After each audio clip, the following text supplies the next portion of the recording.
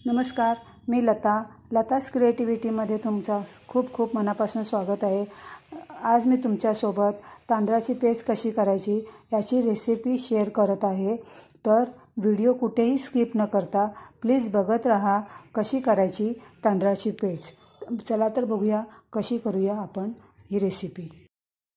तर तांदळाची पेस्ट करण्यासाठी मी इथे 1 वाटी तांदूळ घेतलेले आहेत। हे इंद्रायणी तांदूळ घेतलेले आहेत मी। तुमच्याकडे कोणतेही असेल तर तुम्ही घेऊ शकता, पण मऊसूद भात होतो असले तांदूळ वापरायचे आहेत। आता हे तांदूळ मी 2 पाण्याने स्वच्छ धुवून घेणार आहे आणि मग पुढची कृती करायला घेऊया। तर मी इथे एक भांडं घेतलं आहे, त्या भांड्यात ते तांदूळ ट्रान्सफर केलेत। आता धुवून घेते। हे 2 पाण्याने स्वच्छ धुवून घेतलेले आहेत। गॅस चालू करते। आता बघा गॅस चालू केला आहे आणि जरा ही कढई गरम होईपर्यंत वाट बघायची आहे। आता कढई गरम झालेली आहे। हे तांदूळ पटकन आपण त्या कढईमध्ये टाकून घ्यायचे आणि सारखं परतत राहायचं आहे। हे पलीकडे असं सारखं व्यवस्थित पटापट परतत राहायचं आहे, चिटकून नाही द्यायचे आहेत। हे बघा, हे असं खाली चिकटता कामा नये। खाली चिकटलेले निघतात अलगद, तरी पण आपण ओले असल्यामुळे खाली चिकटतात, लागत नाही चिकटतात। ते आपल्याला व्यवस्थित काढून घ्यायचे आहेत आणि अशा फिचुलाने सारखं परतत राहायचं आहे। हे बघा, जरा वेळ लागतो त्याला भाजायला, कारण आपण ते धुवून घेतलेले असतात, त्यामुळे भाजायला वेळ लागतो। तरी पण ते सुटसुटीत होईपर्यंत असे व्यवस्थित आपल्याला परतून घ्यायचे आहेत, नाहीतर ते एकमेकाला चिकटतील आणि गोळा होईल। म्हणून व्यवस्थित असं सगळं मोकळं होईपर्यंत भाजून घ्यायचे आहेत आपल्याला। हे असं मी सारखे परतून भाजून घेते।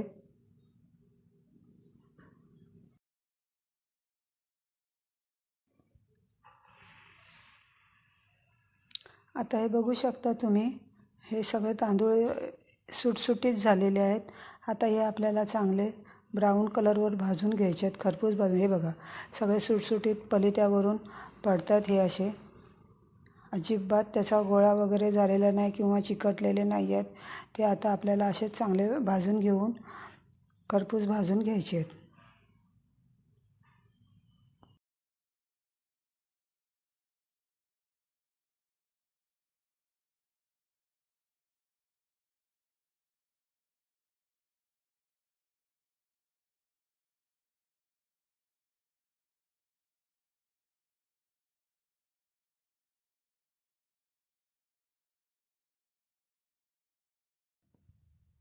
आता हे चांगले भाजत आलेले आहेत तांदूळ, जरा त्यांचा कलर चेंज झाले बघा।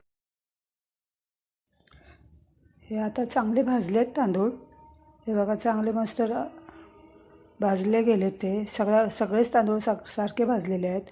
आता मी याला ताटामध्ये ट्रान्सफर करते, म्हणजे ताटात काढून घेते।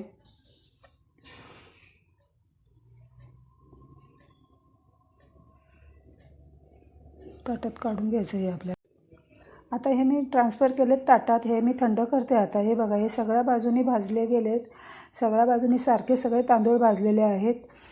आता ह्याला जरा थंड करून द्यायचं आहे, नंतर मग पुढची प्रोसेस करूया। आता हे थंड झालेत।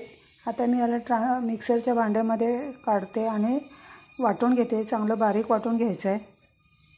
हे सगळे मी एकाच वेळेला होतील एवढेच आहेत, ते सगळे ट्रान्सफर करून वाटून घेते।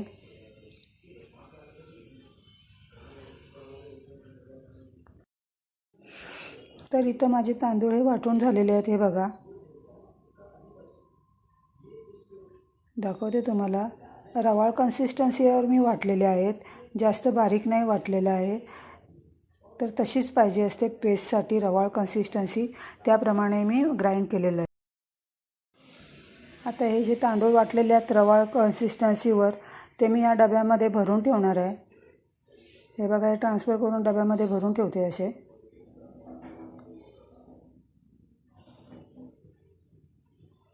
हे काही जास्त झालेले नाही, जास्त वाटत होते पण एवढेच झालेले आहेत, अर्धा डबाच झाले आहे बघा। आता याची मी पेस्ट करायला सुरुवात करते।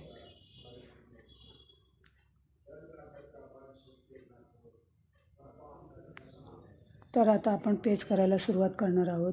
त्यासाठी मी गॅसवर एक छोटं भांडं ठेवलेलं आहे आणि त्यामध्ये आता मला 1 कप पेज पाहिजे होती. त्यासाठी मी 1 कप पाणी ठेवलं आहे बघा. 1 कप पाणी आणि उकळ येऊन जाईल म्हणून जरासं जास्त पाणी ठेवलं आहे. आणि त्यामध्ये आता ते पेजेचं प्रीमिक्स केलं आहे मी ते टाकायचं आहे. तर ते मी आता 1 चमचाभर टाकणार आहे ते प्रीमिक्स. हे बघा, हा 1 चमचा घेतला आहे, ते 1 चमचा टाकते. आणि गुठळ्या होऊ नये म्हणून पहिल्या पटापट हलवायच्यात, कारण हे असं पाण्यात टाकल्यावर गुठळ्या होतात. म्हणून पटापट आपल्याला हलवायचं आहे, असं गुठळ्या होऊन द्यायच्या नाही आहेत. आणि व्यवस्थित असं हलवत शिजवून द्यायचं आहे, कारण का ते खाली चिकटू शकतं. म्हणून आपल्याला असं स्टीलचं भांडं पण आहे, म्हणून हे असं आपल्याला खाली लागू नये, चिटकू नये. आणि त्यानुसार तरी पण ते उकळ आल्यावर सारखं वर येतं, म्हणून हे आपल्याला असं सारखं हलवत राहायचं आहे. जोपर्यंत उकळ येत नाही तोपर्यंत असं हलवत राहायचं आहे. खूप चांगली लाभदायक आहे ही रेसिपी. मी असं हे प्रीमिक्स करून ठेवते पेजेचं. जेव्हा मला अशक्तपणा वगैरे आलेला असतो तेव्हा मी हे असे करून पिते. जेव्हा तुम्हाला पण जिभेला चव नसेल किंवा तापातून उठलेलं असेल, काही खायची इच्छा नसेल, तेव्हा ही पेज करून नक्की पहा. तुम्हाला नक्की आरामदायी येईल आणि खूप टवटवीतपणा वाटतो. दिवसामध्ये काहीच अशक्तपणा वाटत नाही किंवा तुम्हाला काही काम करायची इच्छा होत नसेल वगैरे असं वाटत असेल तरी पेज पिऊन नक्की बघा. त्यामुळे तुम्हाला खूप लाभदायक आहे ही.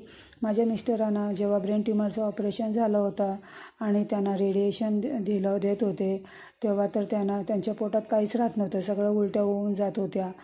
मग काय खूप प्रयत्न केला. वरण भात एकत्र शिजवून खिचडी केली, काय केलं, उपाय पण काहीच होत नव्हतं, काही परिणामच होत नव्हता त्यावर. मग मी ही पेज केली. आता मी हे एवढं टाकलं त्याच्यापेक्षा पण कमी, अर्धा चमचा टाकून फक्त पातळ अशी पेज करत होते. दिवसातून 4 वेळा पेज देऊन ते फक्त त्या पेजेवर 15 दिवस ते फक्त पेजेवर होते आणि त्यातून तारलेले आहे ते. म्हणून ही अशी एवढी लाभदायक ही रेसिपी मी तुमच्यासोबत शेअर करत आहे. माझ्या बाबांना पण जेव्हा अशक्तपणा वाटायचा, जेव्हा सर्दी खोकला ताप असायचा, त्यांना दम्याची बिमारी होती. म्हणून ते जेव्हा दम्यातून उठायचे, बाहेर यायचे, तेव्हा त्यांना ही पेजच करून द्यायची आई. आणि खूप त्यांना बरं वाटायचं, थकवा नाहीसा व्हायचा.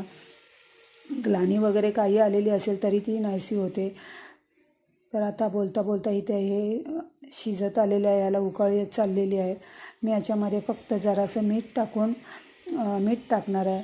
तुम्हाला हवं असेल कोणाला जर, तर त्याच्यामध्ये थोडेसे जिरे पावडर, थोडीशी साखर चवीनुसार अशीसुद्धा टाकू शकतात. पण मी फक्त मीठ टाकूनच पिते आणि मला तेवढंच फक्त आवडतं, म्हणून मी तेवढीच पिणार आहे.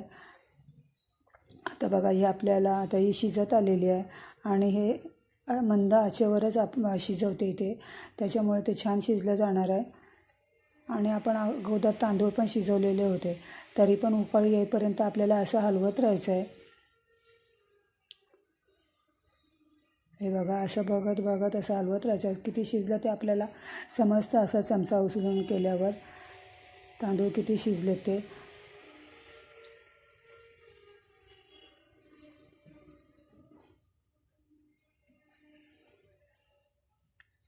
आता हे असं मी आता 1-2 मिनटामध्ये उकळ येणार आहे. तर तुम्ही पण ही रेसिपी ट्राय करा. जर तुम्हाला कधी असा थकवा वाटत असेल तर नक्की ट्राय करा आणि मला कमेंट करून नक्की सांगा की तुम्हाला कसं वाटलं ते. आणि जर ही घट्ट जर पियायची वाटत नसेल तर जरा याच्यापेक्षा पातळ केलीत तरी चालते. ही जरा घट्टच आहे, पण नुसती फक्त पातळ करायची आणि प्यायचं.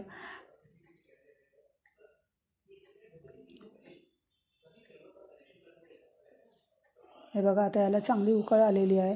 आता यामध्ये थोडंसं मीठ टाकून थोडं शिजवून घ्यायची आहे.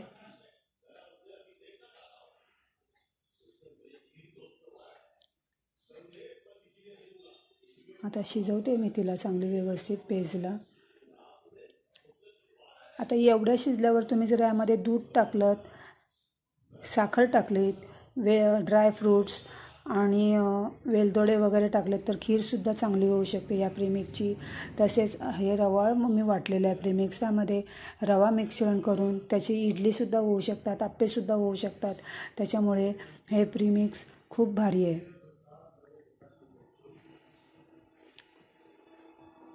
हे आता आपली शिजलेली आहे पेज. तुम्ही बघू शकता, ह्याला खूप उकळ येऊन खूप वेळ झालेला आहे आणि हे अजिबात खाली चिकटलेलं पण नाही आहे. मी सतत असं ढवळत होते, हलवत होते चमच्याने, त्यामुळे ते खाली लागलेलं पण नाही आहे.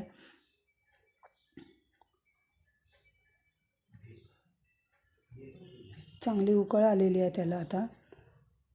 आता मी गॅस बंद करणार आहे आणि त्याला एका बाउलमध्ये ट्रान्सफर करणार आहे. जरा बघते आधी परत. चांगली झाली कन्सिस्टन्सी, मला पाहिजे तेवढी तशीच झालेली आहे. मला जास्त पातळ नको होती, जास्त घट्ट नको हवी होती, म्हणून मी अशी केलेली आहे. मी आठवड्यातून 2 वेळा तरी असं करून पिते आणि त्याच्यामुळे मी हे असं करून ठेवते. 8-10 दिवसासाठी मी असं हे करून ठेवते, जास्त दिवस करून ठेवत नाही. कारण काय, हे करायला की एवढं काय जास्त वेळ लागत नाही आहे, म्हणून मी असं करून ठेवते 8 दिवसासाठी. आणि हे बाहेर राहू शकतं, त्याला फ्रीजमध्ये ठेवायची काय गरज नाही आहे. तर मी गॅस बंद केला आहे आणि आता मी बाउलमध्ये ट्रान्सफर करणार आहे.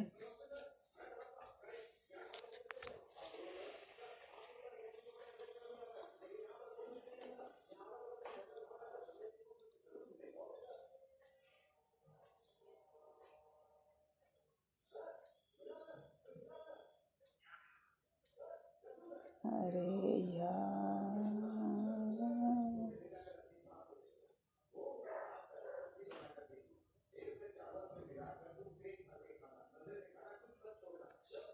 वेळ लागला जरा मला बाउल घ्यायला. हे असं, हे बघा, तर मुद्दाम मी असे दाखवले कशी कन्सिस्टन्सी आहे. तर मी बाउलमध्ये ट्रान्सफर केलेली आहे. जरा थंड होऊन द्यायची आहे त्याला आणि मग नंतर तुम्हाला प्यायची आहे. आता अशी गरम गरमसुद्धा पिऊ शकतात, फुंकून. तर आता ही माझी पेज करून तयार आहे आणि आता मी ही पेज प्यायला घेणार आहे. तर कशी वाटली तुम्हाला माझी ही तांदळाच्या पेजेची रेसिपी? तुम्ही मला कमेंट करून नक्की सांगा. माझ्या रेसिपी आवडली तर माझ्या चॅनलला शेअर, लाईक, सबस्क्राईब नक्की करा. परत भेटूया पुन्हा असे एका नवीन छान रेसिपीसोबत. तोपर्यंत मस्त राहा, स्वस्त राहा, अशाच रेसिपी बघत राहा. Tata, bye bye.